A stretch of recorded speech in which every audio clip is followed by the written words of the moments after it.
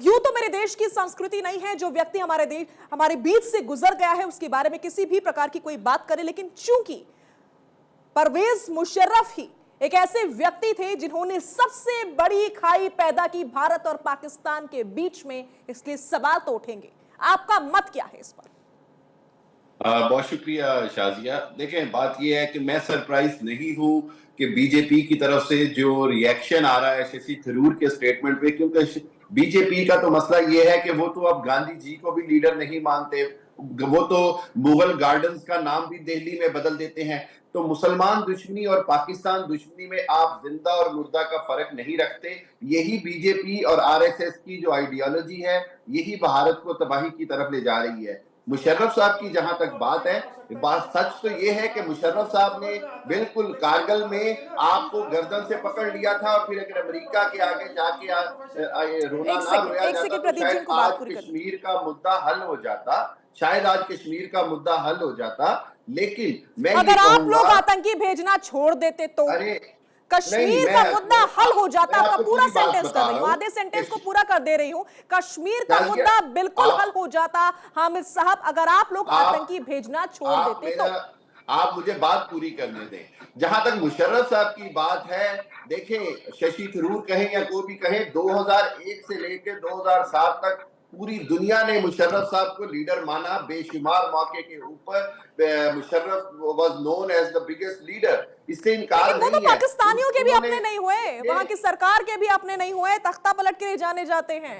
जी जी जी बिल्कुल। उनकी जो गलतियां हैं पॉलिटिकल जो है वो उसको हम एक तरफ रखते हैं। सिर्फ मैं दो बातें कहूंगा। एक ये कि उनका जो नारा था सबसे पहले पाकिस्तान और इंडिया के या दुश्मन के लिए, वो वाकई ही एक नाइटमेयर थे, डरावना ख्वाब थे, और वो मुझे नजर आता था। ठीक है। और दूसरी बात यह है कि अगर आप पाकिस्तान की बात करें तो पाकिस्तान के अंदर हो या बाहर हो, मुशर्रफ साहब ने हमेशा सबसे पहले पाकिस्तान की बात की और पाकिस्तान का दिफा किया। शशि थरूर ने जो बात कही है वो एज ए कांग्रेसमैन नहीं कही, as a political analyst on the basis of his past कही है। इसमें कोई बुरी बात नहीं। मैं हैरान हूं कि कांग्रेस को ही आप वो घातक भी कहते हैं, देश घातक भी कहते हैं। आपके यहाँ जो आरएसएस और बीजेपी से इख्तिलाफ करता है, जो हिंदुत्व के खिलाफ वो अलग बात है, लेकिन आपको याद होगा एंथनी ब्लिंकन का एक बयान, खैर वो बयान मैं आपको बाद में याद दिलाऊंगी, पहले मैं मेजर जनरल एजेपी जेनी का रुख कर रही हूं। सर, मुझे लगता है ये हिंदू मुसलमान का मुद्दा नहीं है, ये बीजेपी कांग्रेस का मुद्दा नहीं है, किसी भी पॉलिटिकल पार्टी का मुद्दा नहीं है, बल्कि हमारी देश की आवाम का, हमारी देश की जनता का मुद्दा है और हमारी सेना का मुद्दा है। क्योंकि करगिल युद्ध में हमारी सेना ही हमारे देश की हिफाजत में खड़ी थी, और उस करगिल युद्ध का करता धरता कोई और नहीं था, परवेज मुशर्रफ थे, जिसकी तारीफें कर रहे हैं आज शशि थरूर। देखिए, एक सिपाही होने के नाते मैं दो बातों से शुरू करूंगा। सबसे पहले तो मैं कोई भी राजनीतिक चिक में पड़ना नहीं चाहूंगा, क्योंकि ये सिपाही का काम नहीं है। हम किसी पार्टी के टट्टू नहीं होते हैं, हम सच बात बोलते हैं। तो ये क्या बीजेपी ने बोला, क्या कांग्रेस ने बोला, ये जाने इनका मतलब। दूसरी बात, मुशर्रफ साहब एक सिपाही होने के नाते आज मरहूम हो गए हैं, तो एक सिपाही दूसरे सिपाही को सलाम करता है और उनको श्रद्धांजलि अर्पित करता है, क्योंकि वही एक सिपाही का धर्म है, एक सिपाही के प्रति। इतना कहने के बाद मैं इतना जरूर कहूंगा कि ये कहना कि वो शांति के प्रतीक थे और एक फोर्स ऑफ पीस थे, ये गलत होगा।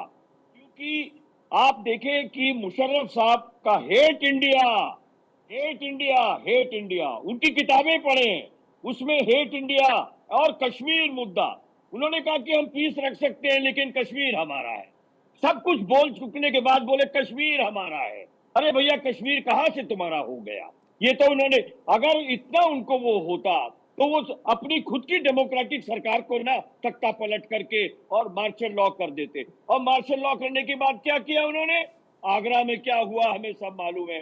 कारगिल में उन्होंने क्या बेतुकापन किया, एक झूठ बोल के अपने देश से, झूठ बोल के अपने प्राइम मिनिस्टर से, इंडिया के पीठ में छुरा भोग के, जबकि के पीस टॉक हो रहा था और हमारे बस जो पीस बस मिशन गया हुआ था वाजपेयी साहब का, उसके 4 दिन बाद किया। पार्लियामेंट हमारी seat of democracy in India, पे अटैक किया, हमारी फैमिलीज, मेरे जवानों की फैमिलीज को जम्मू में अटैक करके मारा। कहां से वो पीस का दूत बन गया है? और उनका मकसद ही सिर्फ था कश्मीर को हथियाना। उन्होंने, आप पाकिस्तान की जो जो जो जो खुफिया एजेंसीज हैं, पाकिस्तान की लश्कर ए तौयबा, हिजबुल मुजाहिदीन और बाकी जितने भी आतंकी ग्रुप थे, ये सब मुशर्रफ की शह पर ऑपरेट कर रहे थे। ये तो आज उनका बोल एकदम खत्म हो गया है, आज भीख का कटोरा लेके घूम रहे हैं। तो इसलिए आप कुछ भी बोलिए, लेकिन वो दिन देखिए मुशर्रफ के, जब पाकिस्तान बोलता था हमें भारत को सबक बिल्कुल सिखाएंगे। ठीक है।